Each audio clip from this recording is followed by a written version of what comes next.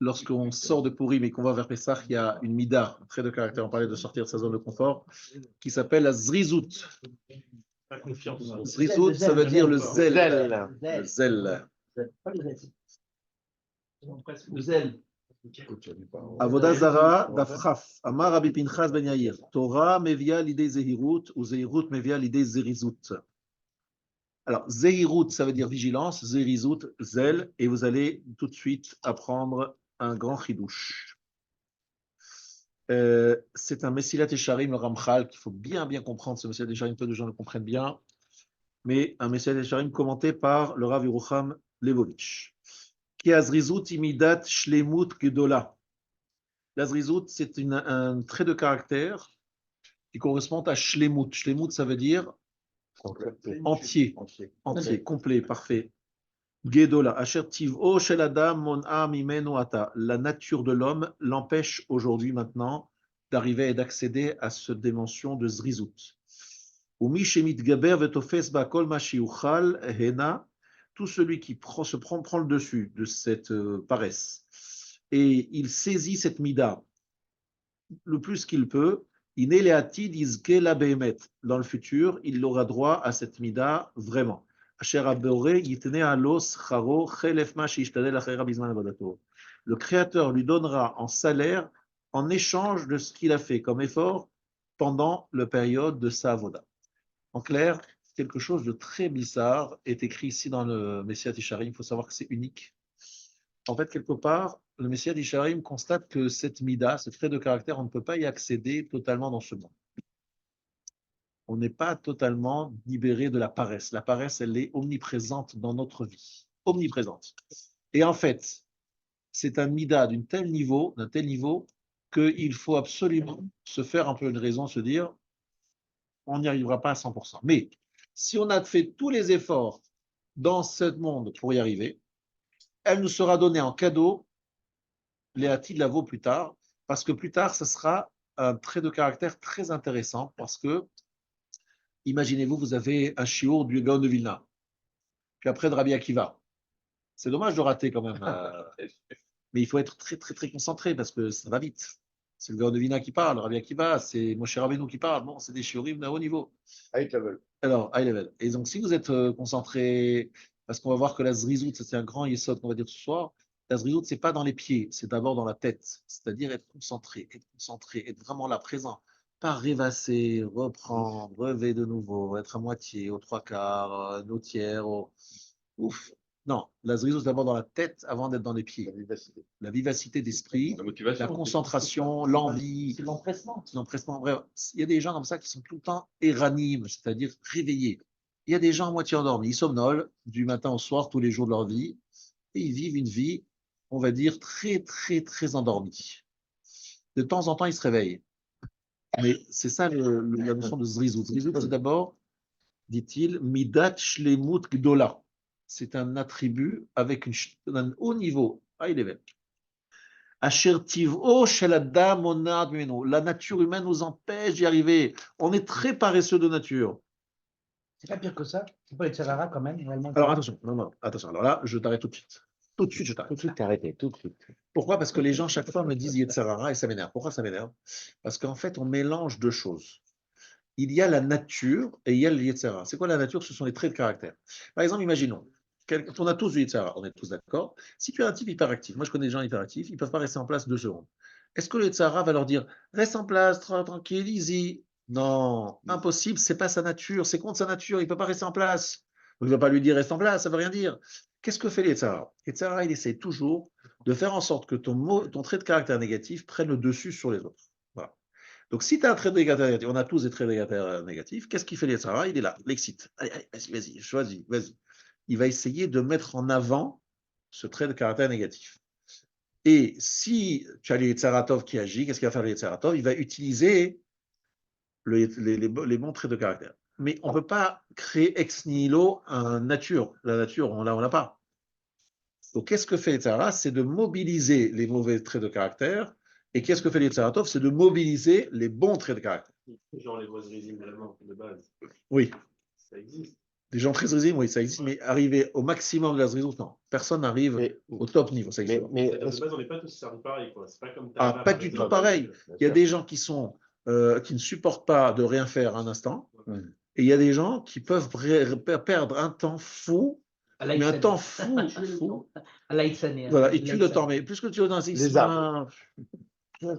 le temps passe des heures et rien n'est fait. Il y a des gens qui en 2 minutes, ils font voilà, c'est vraiment deux types de personnes. J'ai une question sur les deux midotes que vous avez dit, qui sont les mauvais temps. C'est souvent les deux faces d'une même pièce.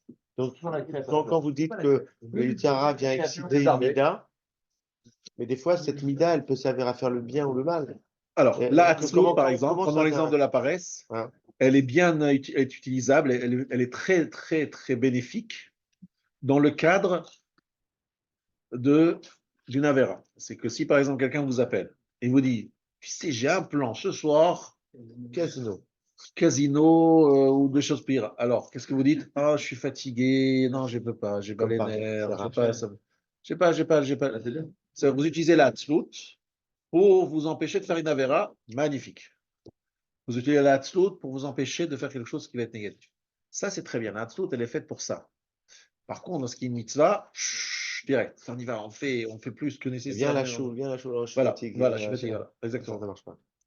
Le vrai sujet qu'on voit tous les matins, le réveil il sonne, encore 5 minutes, encore 5 minutes. Et vous voyez des gens qui arrivent en retard tous les jours. Ouais. Tous les jours, tous les jours. Je dis, mais ce n'est pas un cas de force majeure, c'est qu'ils s'en foutent.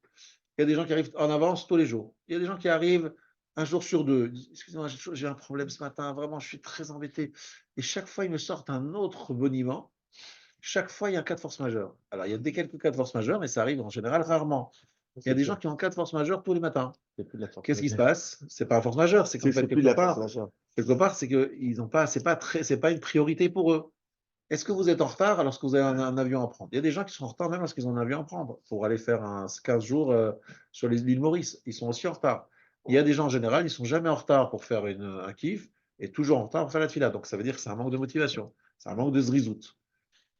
La zrizout, ce n'est pas que au moment d'arriver, à quelle heure on arrive, c'est aussi la façon dont on se concentre dans notre Amida. Est-ce que l'Amida, on est là moitié réveillé, ou bien on se dit non, il faut que je me concentre, allez, c'est pas longtemps, allez, je me donne, voilà, je vais essayer de me concentrer 5 minutes. 5 minutes, je fais la Amida, mais je la fais concentrée, chaque mot, je suis concentré. Oui, ça demande la zrizout. Il y a des traglouts quand même dans la fila. La traglout, on va voir que la zrizout pour arriver, on n'a pas encore parlé de la façon d'acquérir. Ce trait de caractère, ça raison. La différence avec l'avion, quoi. Peut-être que même celui qui est à l'heure pour l'avion tout le temps, s'il prend l'avion tous les matins vraiment, parfois il y aura. Est-ce que tu vas tous les jours en vacances? Non. Toujours à l'heure au travail. Voilà. Mais par exemple, le travail, par exemple, tu es toujours à l'heure parce que c'est de l'argent. Tu vas gagner de l'argent, etc. Mais lorsque tu vas gagner l'Olam Haba, tu n'es plus tellement motivé. Je dis ça. Bon, on est tous comme ça dans certains domaines. Chacun a des choses qui lui plaisent, qui lui plaisent moins, entre guillemets. Mais ce que je veux dire, c'est qu'il faut bien comprendre. La zrizout, pardon, c'est la paresse, et la zrizout, c'est le zèle. Il faut savoir utiliser et mobiliser la hatzlut, la paresse. Et en ce moment, pourquoi je parle de la zrizout du zèle? Parce que ça demande beaucoup de zèle de se préparer à Pessah. Pour nettoyer le chametz et pour faire en sorte que la matzah soit cachère, il faut être très, très zélé. Parce que si tu traînes, ça devient du chametz après 18 minutes. Tu sais bien. Donc, zrizout, c'est ce qu'on nous apprend avec la matzah. Et zehirut, la vigilance, c'est ce qu'on nous apprend à Bdikat Hametz. Et c'est pour ça qu'en fait, c'est la base de l'année juive, Chodesh Harishon. Parce que le premier mois, on nous forme sur les fondations, le socle. Zehirut, Zerizut, Bdikat Hametz, Afiyat Matzot. Vous avez compris? D'ailleurs, même le soir du Seder, la préparation au Seder, c'est beaucoup de travail. Il faut être zariz.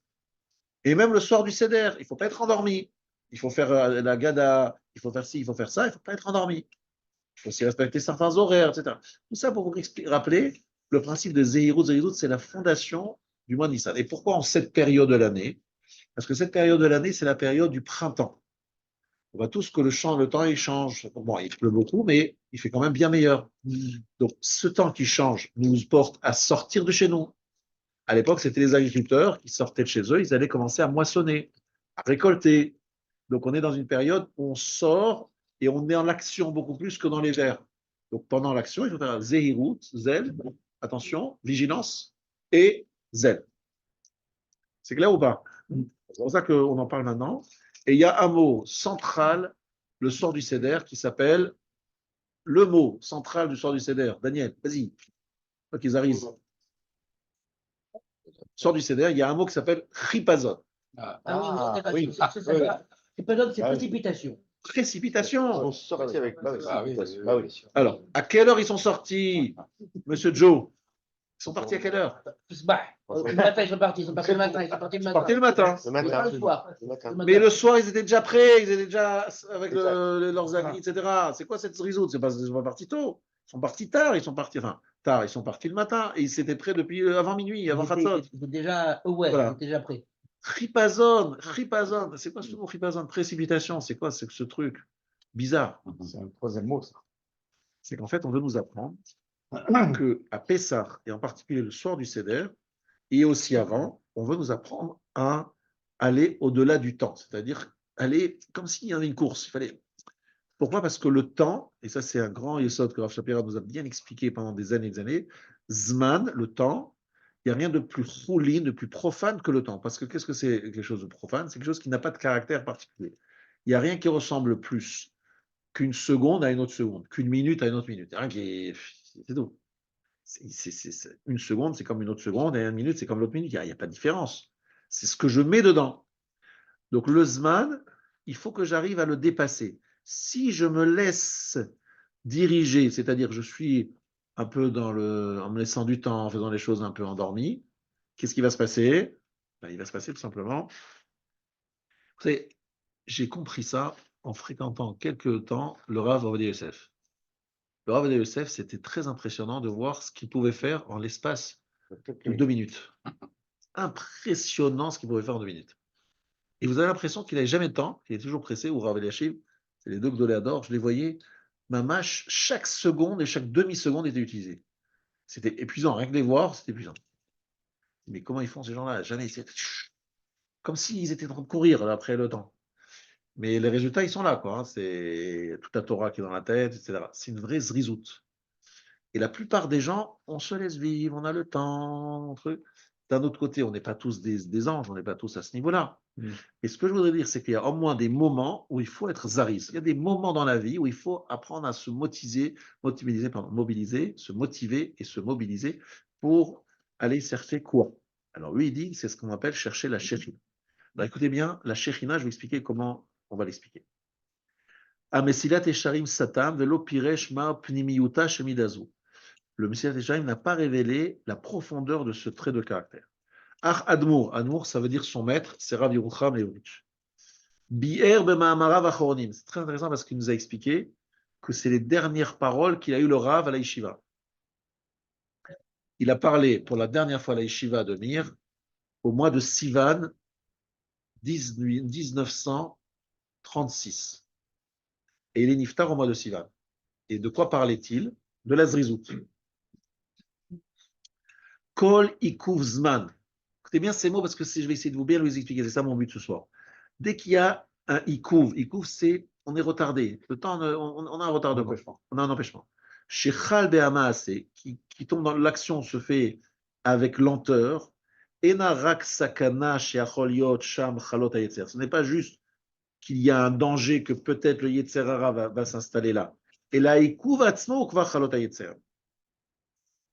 Le fait de tarder, c'est déjà le Yetzer. J'explique bien parce que ça, c'est pas facile à comprendre sans que je vous dise ce que le Rav nous a dit. Moi, j'ai écouté, c'est le Shiurim du Rav. Vous avez dit comme ça. Vous avez dit comme ça. Lorsque vous faites lentement quelque chose, ou vous prenez du temps à commencer à faire quelque chose, vous, avant de venir ici, et comme moi je pensais avant, vous dites, oui, c'est pas bien parce que je risque de rater, de ne pas le faire, de ne pas bien faire. C'est tout.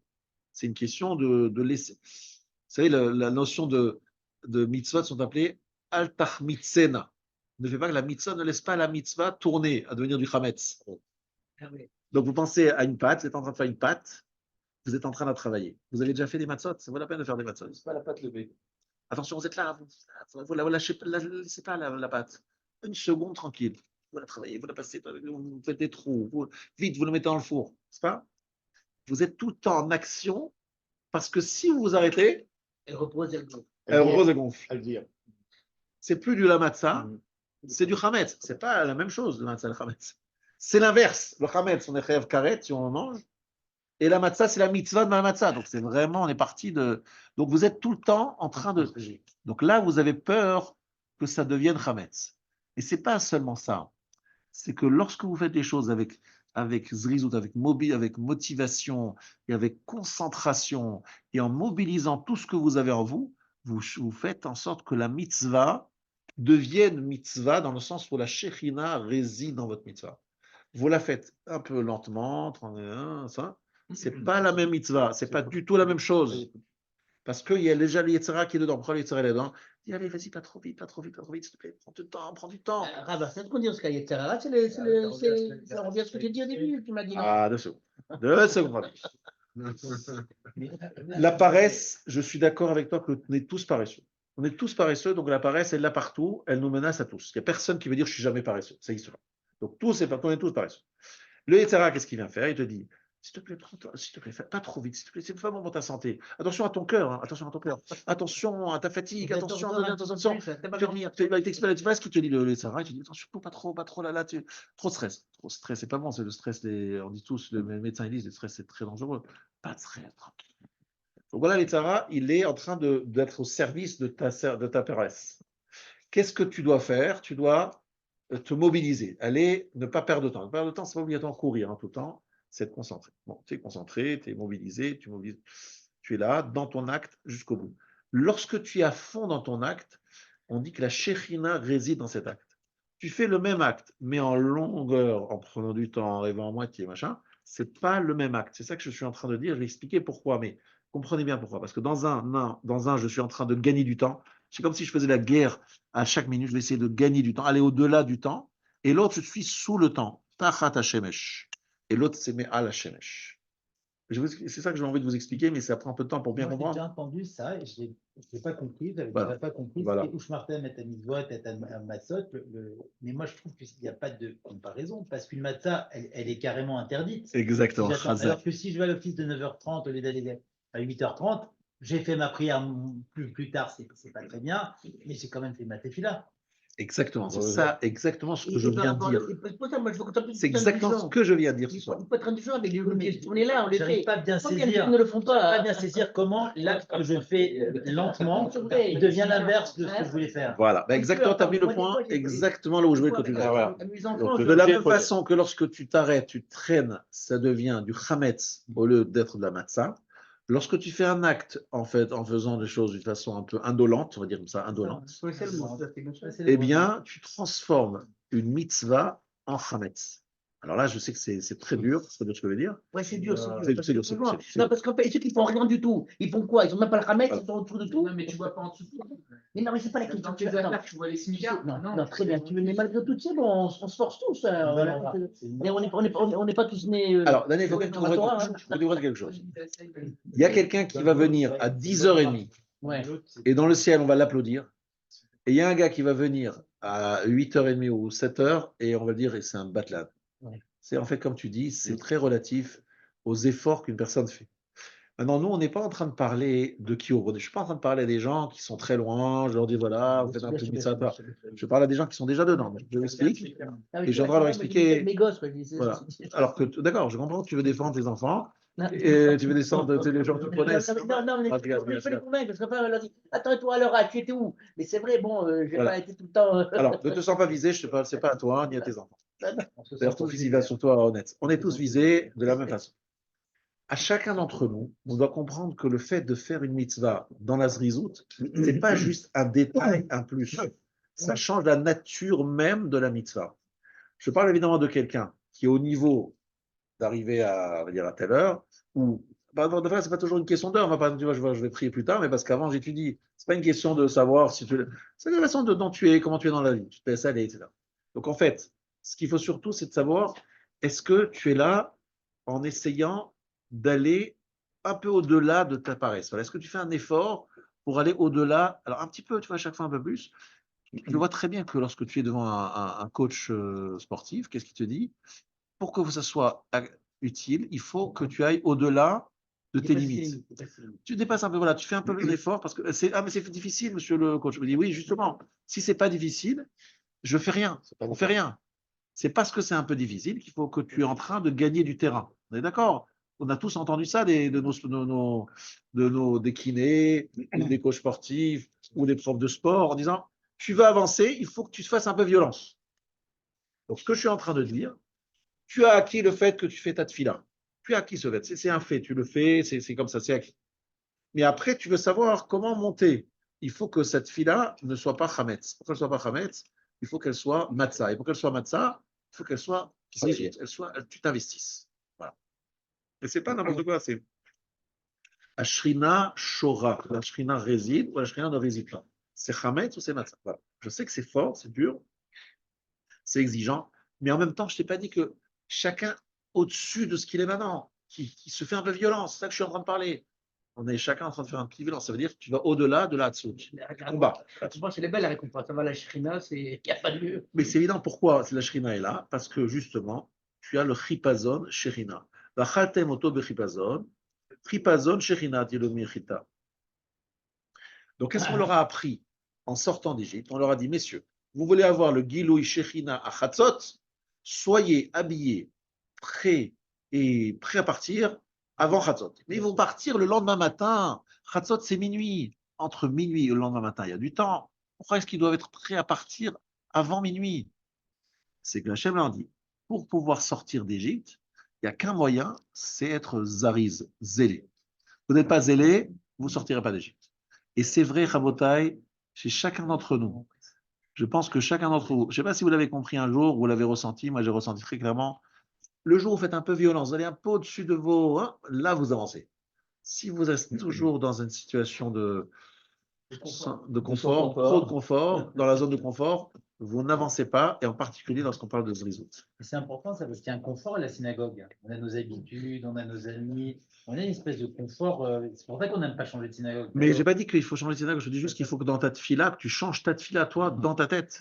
Ça veut dire que tu ne perds pas ton temps. Moi, je vous dis aussi, par exemple, une chose que je voudrais faire comme remarque. Vous êtes en train de faire la tefila et vous êtes un peu plus rapide que le Rav, etc.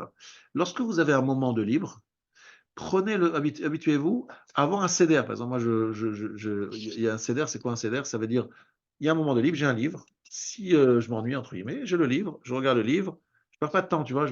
Parce que d'abord, je suis dans l'ambiance fila, je n'ai pas envie de me disperser, donc je prends mon livre et je lis d'autres choses. Et j'ai même certaines personnes qui ont un CDR, c'est-à-dire ils sont organisés pour finir certaines choses pendant la fila.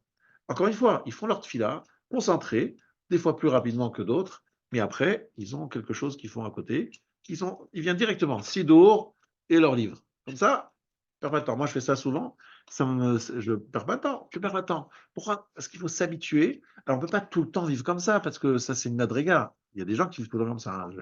Mais moi, j'ai étudié avec. Là où je l'ai vraiment compris, c'est une fois, je me rappellerai toujours, c'était Ta'anit 17 Tammuz. C'est comme si c'était hier. C'était pour moi une révélation. Je n'avais pas de Chavruta, j'étais à Kol Torah, la yeshiva de Kol Torah, et j'ai trouvé qu'un des meilleurs élèves de la yeshiva, il était libre. Je me suis dit, bon, je vais profiter de l'occasion, je vais étudier avec lui. On est en Ta'anit. Bon. Il se trouve que lui et moi, on fait un sujet que ni lui ni moi n'avait jamais étudié. Et on étudie ensemble, très bien. Je me rappelle, c'était le 4e chapitre de Ketuvot, et c'était l'année 1983. Et donc, je me mets à étudier avec lui. Après 3 secondes, je me dis, mais j'ai un mal de tête. Alors, donc je répète une phrase et des mots qu'il n'a pas encore, il n'a jamais étudié. Hein. Donc on regarde, bon, alors comme on a étudié ça pendant des années, on sait facilement lire la Gemara, tac, tac, tac, le type, il commence à me poser des questions, je dis, oulala, mais on vient à peine de lire là. Il se lève, il sort un livre, il dit, ah, la question elle est là. Je dis, oulala, mais on en est où là? J'ai compris la vitesse. En quelques minutes, le gars, il avait fait un truc que pour certaines personnes, ça prend, je sais pas, 1 mois pour le faire. Lui, en 3 minutes, 5 minutes, il était dedans. Il avait compris qui allait poser la question. Il avait découvert, tellement il était habitué à étudier certains sfarim, il savait que tel Rav, sans l'avoir vu, il avait sans doute posé cette question et qu'il était en train de chercher la réponse. Là, moi, j'ai l'invité. Je lui dis après une heure, j'étais il m'a tué. C'est quoi ce monstre? Et j'ai étudié avec d'autres personnes. Ça, je dis, oulala. La différence de niveau, elle n'est pas un petit différence de niveau, c'est une différence colossale. Mais le gars se force, c'est qu'il a une force de concentration qui est tout simplement incroyable. C'est rare de voir des gens avec une telle force de concentration. Et tu vois combien de choses il fait en l'espace d'une heure, c'est des dizaines de fois plus que le commun des Et mortels. maintenant, il est grand rabbin en Israël. C'est un des meilleurs. Tous mes copains, les meilleurs, c'est vrai, ils sont devenus les Gdoléadors. C'est des grosses montres. Maintenant, certains, ils n'ont pas eu de poste. Donc, ils sont un peu dans leur coin, personne ne les connaît. Mais c'est des chachamim d'un niveau incroyable. Non, c'est pas facile de tenir le coup pendant des années et des années. Lui, c'était un monsieur, écoutez bien son histoire, il avait 15 ans, c'était un voyou, insupportable, impossible de le maîtriser. Et un jour, il a dit, à Hanouka, il adorait jouer au foot, tu vois, il jouait au foot, il jouait partout à toutes sortes de sports. À Hanouka, un jour, il a dit, à partir de maintenant, je viens sérieux. Il a changé du jour au lendemain. Toute son énergie, il l'a mis dans l'étude. Et lorsque j'étudie aussi, c'était Ben Azmani, c'est pendant les vacances, il n'avait pas de vacances, jamais ni vacances, ni vendredi, ni Shabbat, ni dimanche, ni rien, tout le temps. Oula. C'est vraiment, tu sens, lorsque je parle de Zrizou, tu vois la Shrina qui, je vois vraiment, moi je vois avec mon beau-père, Rav Odessef. Rav Odessef, il avait beaucoup d'obligations. Donc plusieurs fois, j'étais avec Rav Odessef et je voyais le Rav Citruc. Je le vois une fois, on l'accompagne jusqu'à la voiture. Le Rav Citruc et moi, on l'accompagne jusqu'à la voiture, il rentre dans la voiture. À peine il est assis, à peine, hein, il vient de s'asseoir, tac, à son livre, il est déjà dedans. La seconde, il s'assoit dans sa voiture. Il a un chauffeur. Pas une seconde, il arrête, tu vois. Une fois, je me rappellerai toujours, j'étais à un mariage et il attendait. Et je sais qu'il a été très maclean. Lorsqu'il était à un mariage, il ne voulait pas attendre parce qu'on ne fait pas attendre le Yosef, tu vois. Il est là, on fait le mariage, quoi. Il Ratan était en retard, etc. Et on voyait que il sentait que ça le mangeait. Il dit, mais je dois faire, j'ai quelque chose à faire, je dois écrire mes livres. Chaque minute, c'est important, chaque seconde, c'est important. Alors, il n'osait pas partir parce qu'il y avait mon père aussi à ce mariage. Bref, c'est une histoire, mais vous voyez la zrizou de ces gens-là, c'est beau à voir, quoi. C'est beau à voir des gens qui ne perdent pas de temps, mais qui sont dedans. Et à part ça, même lorsqu'on est dedans, est-ce qu'on est vraiment dedans? On est à moitié dedans, entre deux, à quelques pourcentage dedans? C'est ce qu'on appelle la zrizou de la tête. Rappelez-vous la notion de chipazon, qui est l'empressement qui permet d'avoir la shechina avec nous. Maintenant, je vous invite à étudier Gemara dans Nedarim, page 36. À Omer, Areni, Shochet et à Pessah. Je fais la shrita du Korban Pessah. En plus, on reste toujours dans Pessah.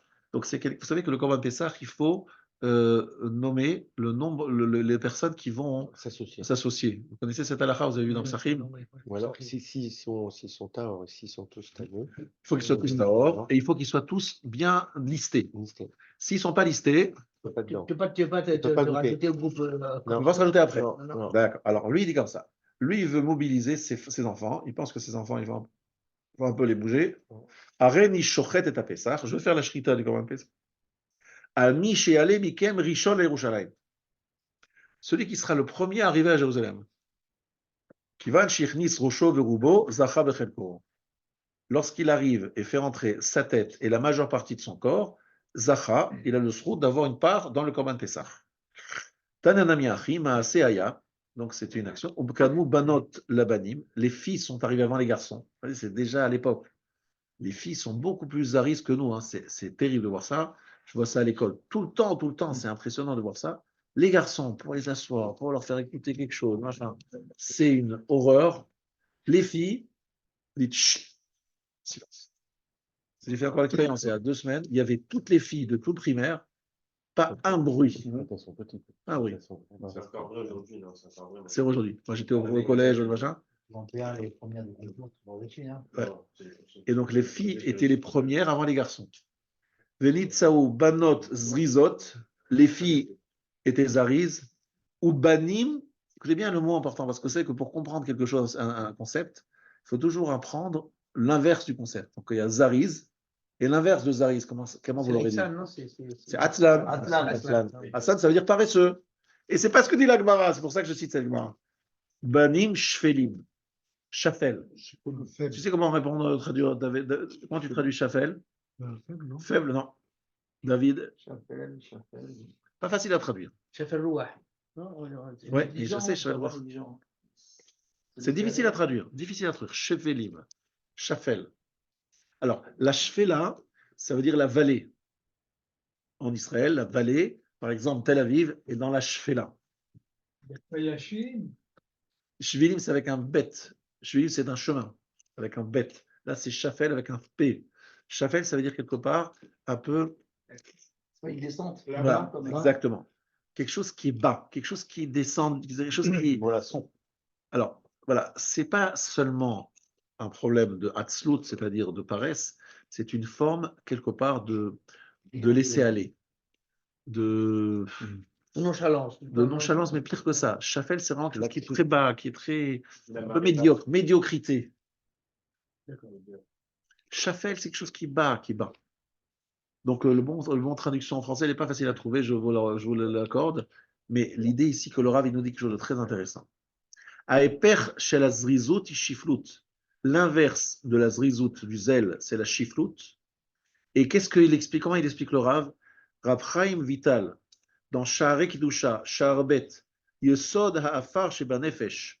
Vous savez qu'on est tous constitués de 4 éléments fondamentaux. L'eau, le fer, L'eau, l'air, l'eau, la terre. la terre et l'air. Yesod ha'afar, la fondement qui s'appelle la terre. Mimenu midat ha'atzvut. Écoutez bien, c'est très intéressant psychologiquement. C'est la tristesse. V'toldata hi ha'atzlut. Et sa dérivée, c'est la paresse. La tristesse et la paresse. C'est intéressant. Lekayem ha'torah v'amitzvot mimnei tzvono veno samer bechelko b'shum davar. Il manque de simcha. C'est ça que j'en parle au mois de Hadar. Le mois d'Hadar, c'est le mois de la simcha. Mais la simcha, elle est cousine avec la zrizout, le zèle. Et la hatzvut, la tristesse avec la paresse. Manque de motivation, il n'est pas heureux dans ce qu'il fait, il n'est pas enthousiaste, il fait les choses par devoir, il est obligé. Bon, mais... Quelqu'un qui est déprimé, c'est quelqu'un qui va. Qu'est-ce qu'il fait l'homme déprimé? Il reste dans son lit, il ne bouge pas de son lit. C'est pas une déprime, c'est une mélancolie, une espèce de. Hatzvut, c'est la. Oui, mais c'est vrai, il a raison. Il a raison que c'est lié parce que là-bas, dans la liste du Rav Chaim Vital, il y a Yihush, le désespoir, la déprime, la paresse et la tristesse. La nonchalance. C'est par du coup la déprime de la tristesse. Alors justement, il veut dire qu'en fait, la déprime, c'est souvent une forme. Alors, il y a une maladie qui s'appelle la dépression ou le dikaon, c'est des fois une maladie. On ne peut pas juger de ces gens-là, des fois c'est une maladie. Mais ceux qui ne sont pas malades, mais qui sont déprimés, souvent, c'est parce qu'ils manquent de simcha, de joie. Et pourquoi ils manquent de joie? Parce qu'ils manquent de zrizout et parce qu'ils sont, ils sont pas heureux de ce qu'ils sont. Ils sont pas heureux. La joie de vivre. Ils ont la joie de vivre. Ils n'ont pas la flamme. Ils n'ont pas l'enthousiasme. Vous voulez dire quoi, monsieur? Vous voulez dire quelque chose? Ils sont des fois, ça peut être la raison parce qu'ils sont contrariés. Mais encore une fois, ce que la force de ce que veut nous dire le peuple, le Rav, c'est Shafel. C'est pas justement parce qu'ils sont simplement paresseux. La paresse, un manque de motivation, un manque d'enthousiasme, une manque de déprime.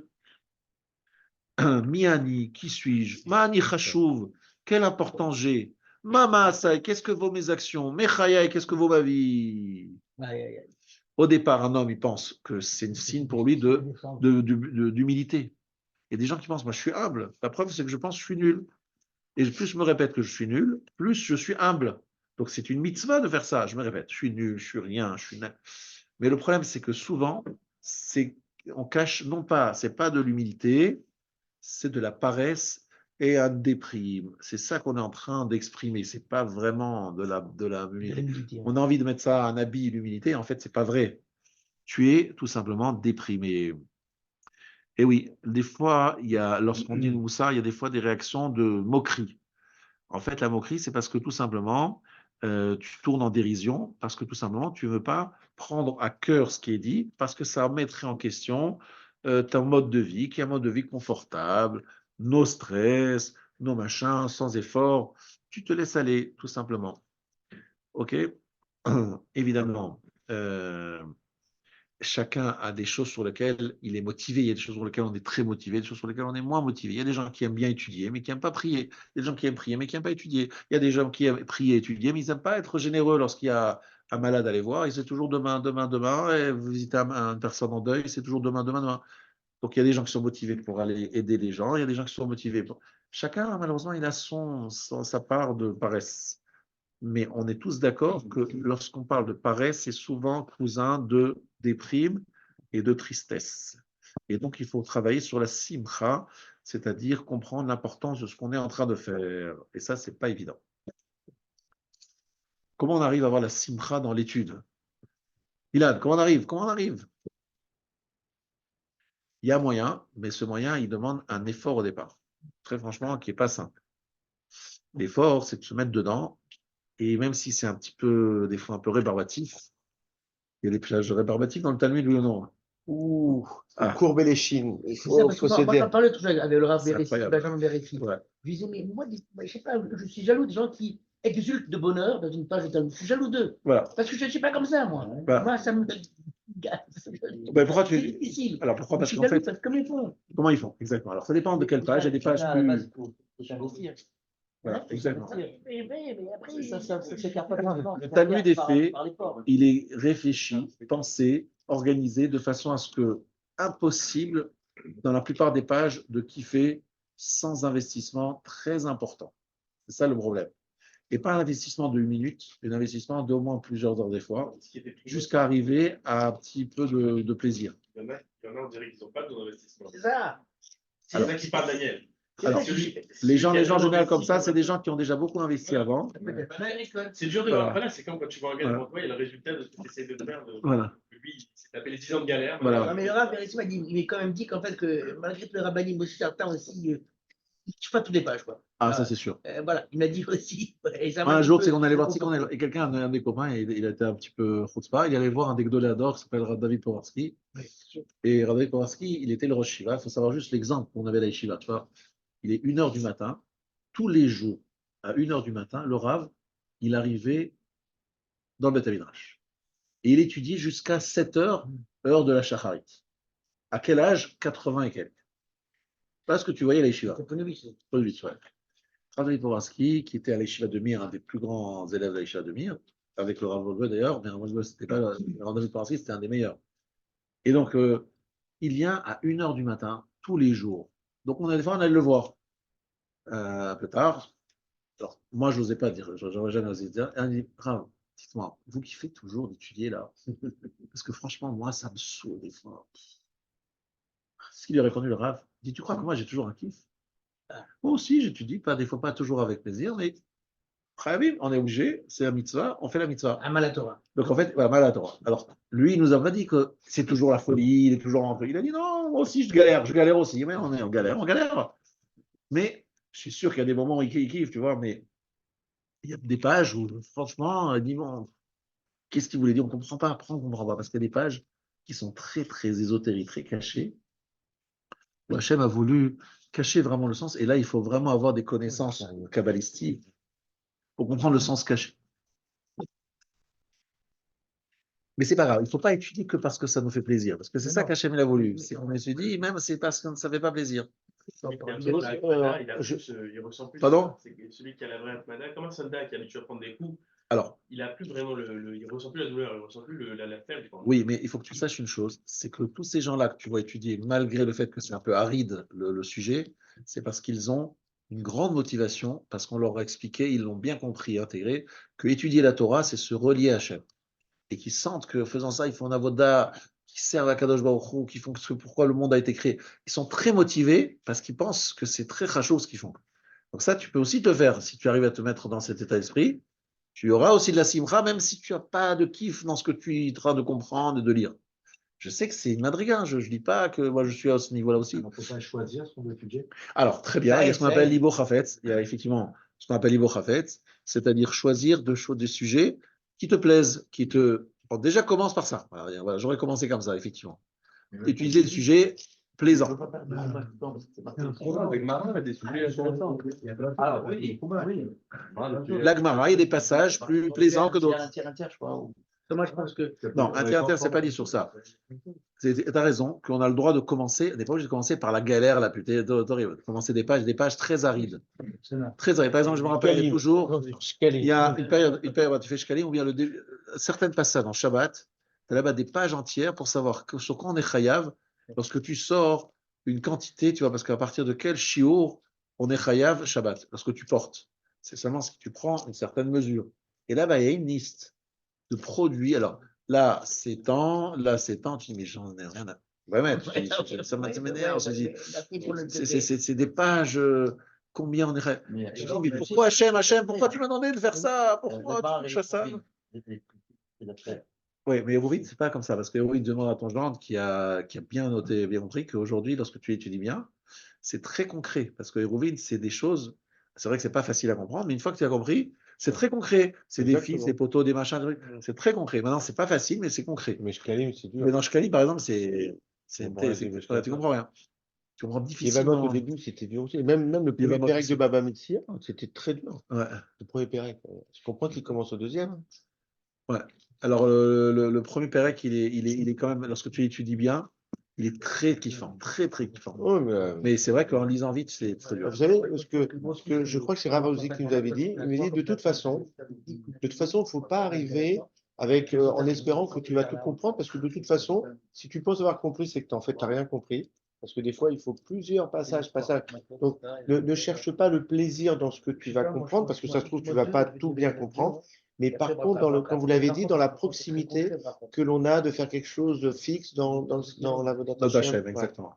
Moi, je commence comme ça, moi, mon truc comme ça, pour le peu que j'étudie à moitié, machin. Je commence en fait par, d'abord par ma colle, parce qu'il y a trois pratiques. Tu fais un sium vide, dans ce cas-là, tu te fais un kiff. Ça te motive, on va dire. Après, tu fais en fait Sota. Sota, c'est tellement large. Tu vois tout dans Sota, il y a plein d'agadotes, tout ça, c'est sympathique, c'est rigolo. Tu as plein de choses sur tout ça, c'est très, très bien comme ça. Tu fais Brachot, parce que Brachot, c'est. Quotidien. Un quotidien, voilà. Et puis après, tu fais le Hagim, je crois. Merci, voilà, merci Daniel de nous donner le. Non, moi, je le monter, c'est gagnant, c'est ce que je donne, c'est tout. Et tu fais Ketuvot, comme ça, tu fais chasse katane. Tu fais tout. Alors, c'est tout ça pour vous dire qu'on a bien compris tous que quelqu'un qui. Mais vous comprenez bien une chose. Je vais vous raconter une petite histoire. Vous allez comprendre la différence entre le commun des mortels et celui qui est vraiment Zariz. Le Rav Yosef, voilà, encore de lui parce que voilà, j'ai connu. Rav Yosef, lorsqu'il était Bachoura, jeune avant d'être marié, ils ont étudié Gittin à la Yeshiva. Gittin, c'est une maseret pas facile. Ouais. Elle fait beaucoup de pages. En 6 mois, il l'a fait 80 fois. 80 fois en 6 mois. C'est Bacho. Bacho. Et il faut juste que vous comprenez juste ce que ça veut dire. Il étudiait avec sa chavruta toute la journée du vendredi et il s'arrêtait une demi-heure avant l'entrée de Shabbat. Et juste, donc il se dépêchait pour se laver, etc. Pour vous donner la tma de ces gens-là, lorsqu'il rentrait de la yeshiva, il marchait un quart d'heure, il avait une chavruta en marchant. Sa chavruta, c'est Rabbi Tzionah Bachol, un Gdoléador. Et il révisait tout chaque fois en marchant plusieurs dizaines de dapim qu'il révisait par cœur. Pour te dire que ces gens-là, ils sont tellement amoureux de toi, c'est que finalement, ce qui se passe, c'est lorsque tu maîtrises, tu as un vrai plaisir. Parce que lorsque tu as les choses, tu vois, lorsque tu vois des choses d'en haut, tu as bien fait tout et tu l'as fait plusieurs fois, tu as un plaisir de maîtriser, de dominer le sujet et tu as des connexions qui se font. Et c'est les connexions qui te permettent de comprendre. Mais comme le problème, c'est que lorsque tu veux tout de suite avoir du plaisir en commençant, tu n'as pas des connexions, tu n'as pas une vue d'ensemble. Les connexions, c'est tout le chasse. C'est ça, les connexions. Non, déjà, une maseret, c'est déjà pas mal de connexions parce que tu as tout l'ensemble du sujet. Et lorsque tu as tout le chasse en tête, mais tu as des connexions sans fin, et c'est un tel plaisir que le Gaon de Vina, tout ce qu'il a écrit, c'était avant 40 ans. Parce qu'après 40 ans, c'était tellement, à chaque instant, il y avait des choses, que jusqu'à 60, il est mort à 76 ans ou 73 ans, il n'a pas eu le temps d'écrire les chidushim qu'il avait entre 40 ans et 73 ans. Pour vous dire, vous imaginez pas ce que c'est la Torah, parce que on est vraiment en train de juste effleurer, je ne sais pas si ça s'appelle effleurer ce qu'on fait comme compréhension. C'est pour ça que nous, on ne ressent pas le plaisir de l'étude. Mais si quelqu'un domine un sujet, il a un plaisir. Moi, je voyais le Rav Shar, on le voyait très clairement. Il m'a dit, je suis le plus grand kiffeur, il ne disait pas de cette femme-là, mais le plus grand kiffeur du monde. Pourquoi vous êtes un grand kiffeur, Rav? Et je ne vois pas des grosses voitures, je ne vois pas un bel appartement, des beaux trucs. Mais moi, je suis un grand kiffeur parce que j'étudie tellement avec plaisir que chaque instant de ma vie, comme je peux étudier à tout instant, ben à chaque instant, je suis le plus grand kiffeur du monde. Et ce qu'on voyait, ce problème, c'est qu'on le voyait là, parce qu'il commençait à parler de son chiour, il avait oublié ses 95 ans, sa fatigue, parce qu'on le voyait avant monter les marches. Le marche, il est monté très difficilement. Il commençait à parler, c'était comme un homme qui revivait pas. Tu voyais comment la Torah lui donnait la vie, parce qu'il était en train de goûter un plat le plus. Voilà. C'est beau à voir parce qu'en fait, tu vois comment la Torah, lorsque tu dis vraiment comme il faut, ça te donne une force. Et pour des personnes âgées, je vois les gens à la retraite. Moi, je vois mon père à la retraite. Il kiffe l'étude, c'est sa vie, quoi. Sinon, après, pourquoi tu vis, quoi? Tu es là, bon, tu attends la mort, quoi. C'est pas. Non, tu l'erres, tu étudies, tu découvres des choses nouvelles. C'est extraordinaire. Mais la Torah, sans ça, la vie, elle n'a pas de sens. Il faut comprendre. C'est non. Mais il faut goûter, il faut comprendre. Je sais que de l'extérieur, on peut ne pas comprendre. Je sais que lorsqu'on lit certaines pages, on dit, mais qu'est-ce que c'est que ce truc? Mais lorsqu'on a appris la hauteur, c'est un bonheur. Mais non, je suis d'accord, il y a des pages plus arides que d'autres, parce qu'il y a des pages plus facilement compréhensibles que d'autres, et il y a des pages plus techniques que d'autres. Je suis d'accord. Le Rav Moshe Feinstein, tous les vendredis soirs, il révisait tout Shabbat, la Masechet Shabbat, vous entendez, hein? Masechet Shabbat et Rouvin. Tous les vendredis soirs. Wow. C'est combien de pages de Gemara? Déjà, Shabbat, il y a quoi? Il y a 156 ou 167, 157. 156 moins 1, 155. 155. Bon, bref, 155 pages. Et à Rovin, encore 90, quelque chose comme ça.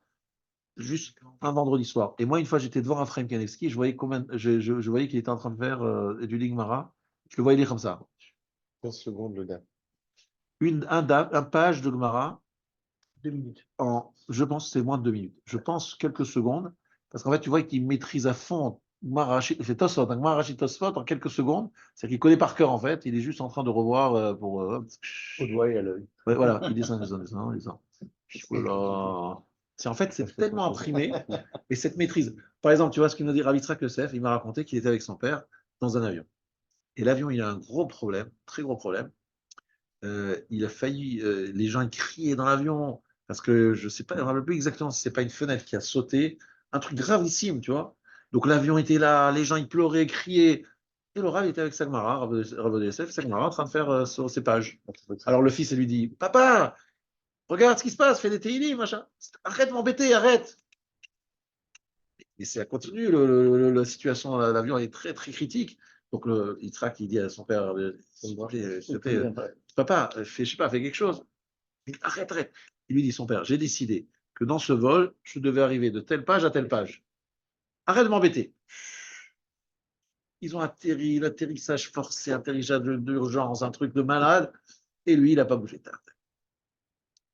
Bon, c'est des personnalités qui sont absolument hors du commun, mais dans quel sens la zrizout, ils ont perdent pas de temps, quoi. Il faut faire ça. Il n'y a pas de temps à perdre. La vie, chaque seconde, c'est un cadeau. Il faut que chaque seconde soit utilisée. Tu sais que chaque vendredi soir, il avait pris sur le RSF qu'il ne dormait jamais vendredi soir. Il va se coucher. Donc un jour, écoutez bien cette histoire incroyable. Il était chez un donateur à New York ou quelque part en États-Unis, et il a demandé d'avoir de la lumière dans sa chambre. Mais il a demandé la lumière qu'on puisse cacher, parce que sa femme, elle voulait dormir quand même. Alors, il s'est trouvé que dans l'armoire, il y avait une lumière, mais il ne voulait pas la laisser ouverte pour ne pas déranger sa femme. Donc, il s'est accroupi dans l'armoire avec la lumière, et il est resté plusieurs heures à étudier toute la nuit, accroupi dans l'armoire. Je sais pas, Enfermé dans l'armoire. Pour ne pas déranger sa femme. Juste pour te dire ce que ça veut dire, la Avat Torah, et lorsque quelqu'un. Mais ils ne font pas ça par devoir, hein. Je pense que vraiment, c'est des gens qui kiffent, qui goûtent une passion.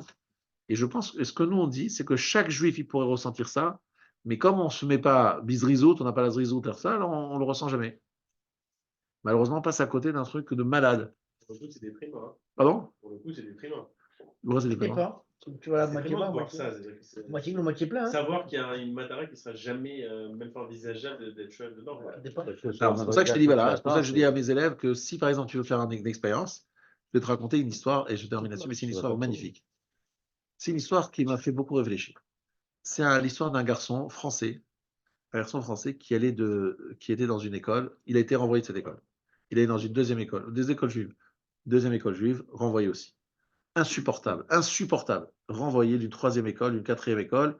À 16 ans, les parents, ils s'arrachent les cheveux, ils disent, bon, ce garçon, franchement, il n'y a rien à faire. Un voyou, aucune école ne veut de lui. Vous imaginez une école qui va accepter un enfant qui a été renvoyé de 4 écoles? Il faut vraiment une école de seconde chance. Alors, il envoie à Jérusalem. Et il dit, bon, comme toutes les manières, les matières profanes, ça ne marche pas, je vais aller à la yeshiva. Donc il va à la yeshiva de Rav Rodchaya, il arrive là-bas, shiur, il arrive dans le yeshiva, il écoute le shiur, évidemment, qu'est-ce qu'il fait? Il ne comprend rien, il ne s'intéresse pas, il ne peut pas rester en place, il se lève, il monte, il truc, machin. Bon, le Rav lui dit, écoutez, viens, donc, il est en train de partir, il se dit, bon, je vais partir d'ici, ça ne sert à rien. Il prend un bacho, un vrai, pardon, il lui dit, tu étudies avec lui, tu vas étudier avec ce garçon, pas un shiur, il ne va pas au shiur, il parle étudier avec toi. Et ce Avrach, il a une idée de génie. Il dit, écoute, je te demande une seule chose, juste un engagement. Tu vas étudier une page, ça va nous prendre le temps que ça va prendre, mais je veux que tu la maîtrises à l'envers, à l'endroit, partout, dont tu la connaisses parfaitement. Bon, alors c'est pas facile avec ce gosse, très très très difficile à gérer. Ils prennent 3 semaines pour faire une page, mais à la fin, il la connaît, mais dans tous les sens, la page. Et vous savez quoi? Cet enfant est devenu un grand ami de Raham, parce qu'en fait, il a apprécié, il a compris, parce qu'il n'a jamais dans sa vie goûté à la connaissance. Comme il n'avait pas les nerfs, chaque chose, il ne connaît que de l'extérieur. Finalement, il a été rattrapé par ce Havre qui lui a donné le goût de connaître et de maîtriser. Et moi, je vous ai dit ça plusieurs fois, et je l'ai déjà dit de nombreuses fois ici, faites cette expérience avec une page. Voilà, donnez-vous comme challenge que cette page, vous allez vous faire interroger sur cette page par tous les rabbinim d'Aleph, par les rabbinim de tout Paris, si vous voulez. Vous dites, voilà, tu vas à un rave, tu dis, voilà, cette page, posez-moi toutes les questions les plus compliquées, je réponds. Bon, c'est quoi une page? C'est pas, prenez 6 mois pour la faire. 6 mois, vous la faites parfaitement. Et vous allez voir un jour que peut-être votre vie va changer grâce à ça. Parce que vous allez comprendre ce que ça veut dire maîtriser, dominer un sujet. C'est ça qui est extraordinaire. Quelque chose qui se rapporte à un exemple. Moi, je suis pianiste. Vous êtes pianiste, ouais. J'ai étudié un morceau technique. Ouais. Après ça, des études. Ouais. Il y avait une 10 ou 15 lignes de partition. Ouais. Et j'ai appris à réécrire tout le morceau avec un crayon de bois sur les portées. C'est ça. Et j'ai écrit toute la partition à la main. Et ça vous a permis de vraiment. Et du coup, je ne pouvais pas mieux le jouer. C'est ça. Voilà. Donc vous voyez que dans tous les domaines, pas seulement la Torah, lorsqu'on a une maîtrise de la chose, ça donne une grande force, une grande ana, et ça donne envie d'en connaître d'autres. Vous voyez? Parce que le problème, c'est que lorsque vous étudiez que rapidement, vous n'avez pas la maîtrise. Donc ça peut vous sembler un petit peu frustrant. Tu as parlé d'Avraham Avinu. Avraham Avinu, c'est celui sur lequel. Il y a rien. Voilà. Par exemple, il reçoit les 3 malachim, il est malade, qu'est-ce qu'il fait? Vayarotz, il est court. Vaïmaher, il se dépêche. Mahari, dépêche-toi, il dit à Sarah. Velaboka Ratz Avraham. Combien de fois s'écrit Ratz et Maher? Moshe Avraham, lorsqu'il reçoit les anges, mais tout doit se faire très vite. Et qu'est-ce qui se passe? Pourquoi tu te cours? Moi, j'aime toujours dire ça. Regardez les enfants. Apprenez des enfants comme on devrait être. Lorsque vous demandez à un enfant, amène-moi un verre d'eau, soit il ne veut pas, soit il court pour le faire. Vous avez remarqué? Soit il ne veut pas du tout, et il vous laisse attendre encore, soit il fait ça très vite. Pourquoi c'est comme ça? Parce qu'un enfant, il vous donne une leçon. Une chose qui mérite d'être faite, il faut la faire vite et bien. Et il le fait vite. C'est impressionnant ce que font les enfants. Les enfants ne s'arrêtent pas une seconde de faire quelque chose. Vous avez remarqué les enfants? Dites-leur à un moment, s'il vous plaît, reste assis, tu fais rien. Voilà, dites à votre enfant, reste assis, ne fais rien. Qu'est-ce qui va se passer? Impossible. Encore une leçon. L'enfant nous donne un enseignement. Parce que l'enfant, vous savez qu'en faisant ce qu'il fait, il apprend des choses sans savoir lui-même.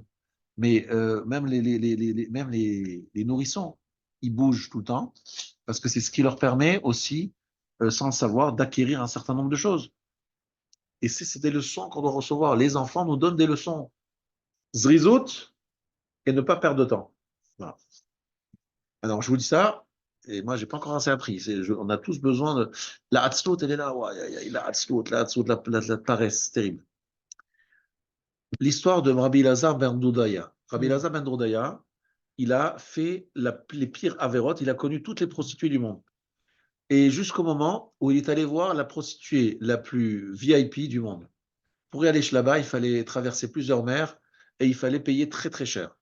Il se trouve devant elle, et il va faire la Avera, il va aller avec elle, et Et à ce moment-là, elle lui dit, bref, elle fait quelque chose, et elle dit, de la même façon que cette chose-là ne reviendra pas, toi, ça y est. Elle dit une phrase qui n'a rien à voir dans la bouche d'une prostituée, elle ne va pas lui faire du moussard. Prostituée qui fait du moussard, vous avez vu ça? Bref, elle lui fait un message, ce message, il le capte, il fait tchouva. Et il ne va pas avec elle, et il décide de faire tchouva, et il fait une tchouva exemplaire. Et il meurt. Et qu'est-ce que dit Rabbi? Il dit quelque chose. Bacha Rabbi, Rabbi a pleuré. Yesh kone olamo besha'a achat, veyesh kone olamo beshanim arbe.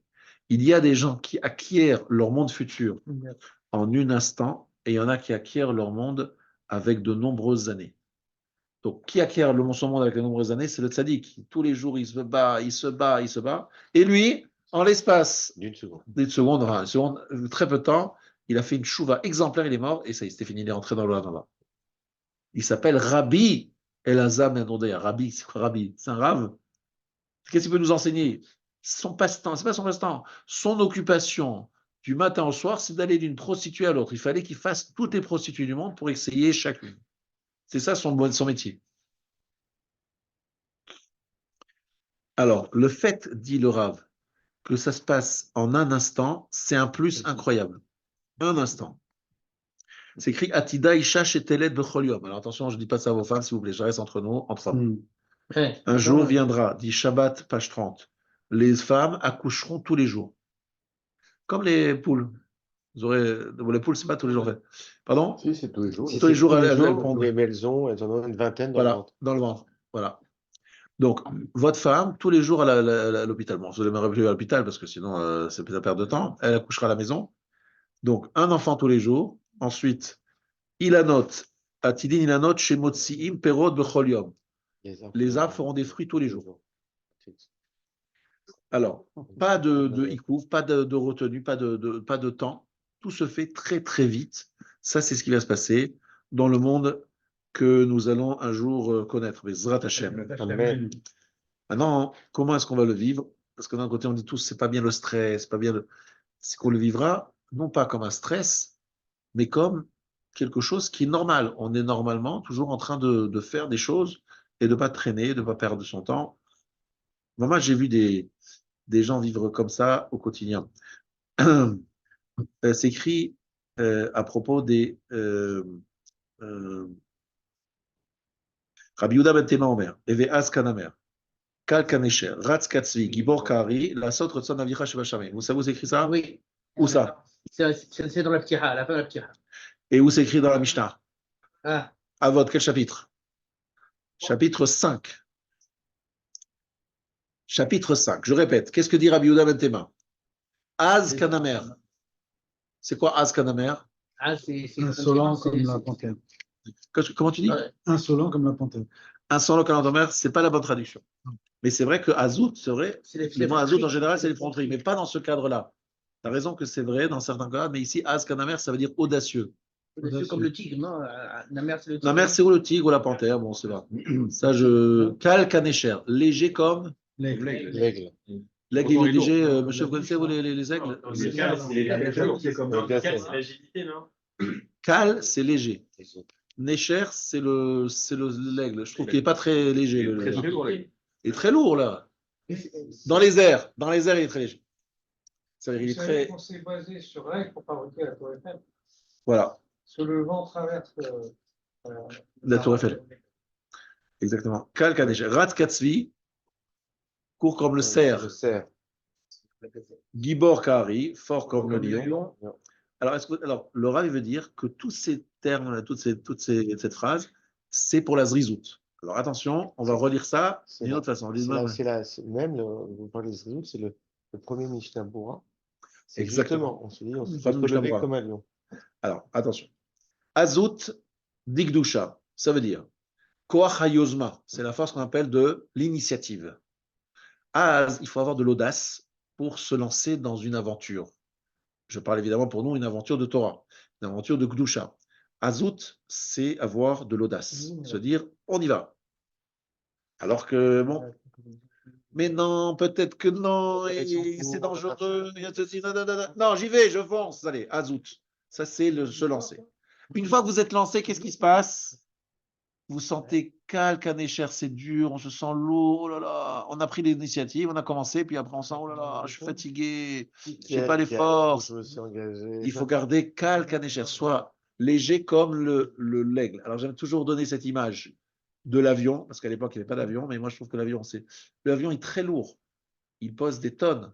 Simplement, lorsqu'il décolle et qu'il est dans les airs, on a l'impression qu'il est agile hein, pour le diriger. Ça veut dire l'aigle, il est très lourd. Pardon? Voilà. Une fois que tu es dans les airs, c'est plus léger. Tu n'as pas remarqué, Milan, dans ton lit, tu pèses des tonnes. Tu te lèves de ton lit, tu commences à aller à t'habiller, etc. Et puis tu commences à avancer, tu dis, ah, ça y est, je suis léger, j'ai envie d'aller. Mais dans notre lit, on pèse des tonnes. Il faut qu'on se lance, on s'élance.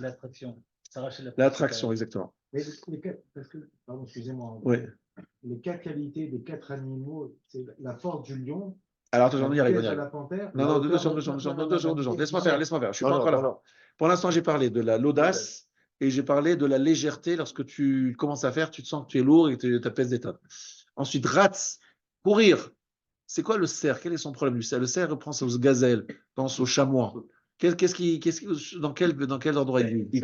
Il vit sur des rochers très escarpés, avec des précipices. Qu'est-ce qu'ils font? Ils sautent, ils machin, un truc. Tu imagines cette rate, toi tu arrives à dépasser les difficultés, les embûches qu'il y a sur ta route. Gibor qui arrive fort comme le lion, parce que des fois, tu sais comment ça se passe. Tu commences un projet, tu commences un truc, il y a plein de problèmes qui arrivent. Plein de problèmes, plein de soucis, etc. Il faut avoir la force du lion. Le lion, qu'est-ce qu'il fait? Il lâche pas. Les Midgaber, il prend le dessus sur les difficultés pour arriver à finir. Il y a beaucoup de gens qui se lancent et qui s'arrêtent au milieu. Parce qu'arrivé à un certain moment, il faut avoir la force du lion pour aller jusqu'au bout de son projet. Pas facile du tout. Il y a toujours plein d'embûches qui arrivent. Ça, Rabotai, c'est 4 qualités. L'audace, la légèreté de l'aigle, courir comme le chamois, comme le cerf, et fort comme le lion, c'est ce qui nous permet d'agir et d'aller jusqu'au bout de nos projets. Tu entends, Milan? C'est beau, c'est ça que nous dit le Rav, c'est la zrizout. Arba kochot adrushim leashlim ma'aseh le Rav. Les 4 forces nécessaires pour arriver à compléter, à terminer un acte. D'accord? Maintenant, le Rav, il nous dit la chose suivante. L'aigle est très lourd, mais lorsque tu lui mets des ailes, ces ailes lui permettent de bien évoluer dans le ciel. À quoi correspondent ces ailes? Et les ailes représentent, nous dit-il, la simcha et la crainte et la joie. Pour pouvoir être dans les airs, il faut la simcha et la yira. Katuv echad omer, ivdu et Hashem et simcha, dit le Midrash. Un verset dit, servez Hashem dans la joie. Katuv echad omer, ivdu et Hashem et yira. Un dit, servez Hashem dans la crainte. Amar Rabbi Yevu b'shah shata omer itpalel. Au moment où tu es debout, tu pries, Yelibra sameach, que ton cœur soit joyeux, qu'il est Elohim Elion ata oved. Tu sers un grand roi, un grand Dieu. Et au même moment, tu as crainte de Dieu. Tu as la crainte et tu as la joie. Il faut arriver à faire ces 2 choses en même temps. Ce sont les 2 ailes qui permettent à l'aigle d'être très agile dans les airs. Parce que sur terre, il est très lourd. Il est lourd. Et nous aussi, nous devons prendre là où on veut. Donc le matin, dans ton lit, tu pèses des tonnes. C'est comme l'avion avant de commencer à rouler. Il commence à rouler, hop, il décolle. Donc tu sors de ton lit, tu commences à t'habiller, à te préparer, hop, tu décolles. Et grâce à quoi? Simcha et Ira, ensemble, les 2 ensemble. Est-ce que c'est clair pour tous? Les ishtamesh biknafaim, utiliser les ailes. Maintenant, à l'inverse, nous dit-il, Al-chet shechatanu lefanecha. Vous vous rappelez peut-être Al-chet shechatanu lefanecha? Beritzat raglaim lehara. Parce qu'on a couru avec nos pieds pour faire le mal. Chaz v'shalom. Quelqu'un qui va faire une avera, au moins qu'il y aille entrer dans les pieds. Parce que ça aussi, c'est pas la même chose. Une avera faite avec enthousiasme, empressement, courant, etc., c'est pas la même chose qu'une avera qui est faite à reculons. Pour le Hegel. Les Hegel Hazar, qu'est-ce qu'on a reproché? C'est les Mecholot Ils étaient en train de danser autour. Pas seulement ils l'ont fait, mais ils l'ont fait avec joie, avec empressement. Ils ont kiffé. Ils ont kiffé. C'est ça qui a encore aggravé énormément leur faute. Fais-le parce que tu es triste. Moshe Rabbeinu, en plus, pourquoi il pensait que Moshe Rabbeinu était mort? Le lendemain de la mort de Moshe, tu fais une fête avec un veau d'or. Enfin, c'est quoi ce truc? Au moins, sois triste de la mort de Moshe, si tu penses qu'il est mort. Alors que contrairement pour faire le Mishkan, ils ont apporté largement ce qu'il fallait. Et pour le Kior aussi. J'ai dit ce qu'il fallait. Le Mishkan a racheté la faute du veau d'or parce qu'ils ont apporté tout ce qu'il fallait pour le Mishkan avec empressement et avec joie. Ouais. Et il a fallu les arrêter. Arrêtez de faire des dons. Vous imaginez, vous êtes un gars-là et les gens disent s'il vous plaît, je vous demande une chose. Ce gars-là, je vous demande s'il vous plaît d'arrêter de faire des dons. C'est trop, il y a trop, on ne sait plus comment faire l'argent. Arrêtez. Vous avez vu une fois un gars comme ça, Milan, t'as vu une fois un gars comme ça? C'est horrible, mais oui, il n'y a pas longtemps. Ah oui? Et pour Notre-Dame, ils ont demandé aux gens d'arrêter de faire des dons. C'était pas chez nous. Ah ouais.